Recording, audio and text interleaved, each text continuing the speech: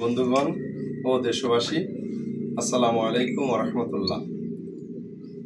একটি বিশেষ উদ্ভূত পরিস্থিতির কারণে আমি ফারুক আহমদ, বাংলাদেশ জামাত ইসলামী ঝিনাইদহ জেলার অন্তর্গত মহেশপুর উপজেলা আমির, আপনাদেরকে এখানে আহ্বান করেছি।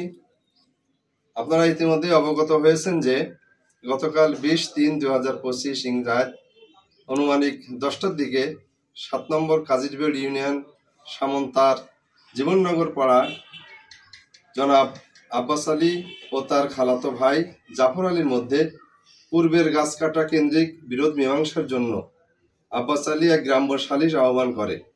গ্রাম্য মাতুব্বা জনাব আমির আলী মণ্ডলের খামারে সালিশ বৈঠক চলা অবস্থায় আব্বাস আলী ও জাফর আলী তর্ক বিতর্কে এক পর্যায়ে হাতাহাতি ও ধস্তাধস্তি শুরু হয়।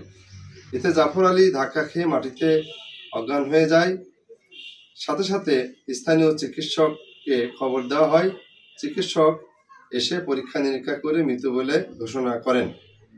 স্থানীয় বিএনপি এই ঘটনাকে ভিন্ন খাতে প্রভাবিত করে রাজনৈতিক উদ্দেশ্য হাসিলের জন্য মৃত জাফর আলীকে তাদের কর্মী দাবি করছে।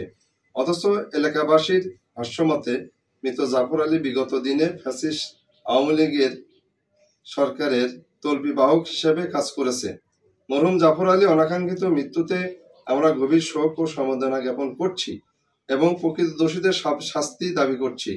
অথচ বাংলাদেশ জামাত ইসলামীর পক্ষ থেকে কাজিরবেড় ইউনিয়নের বারবার নির্বাচিত চেয়ারম্যান মাওলানা আব্দুল আলী সহ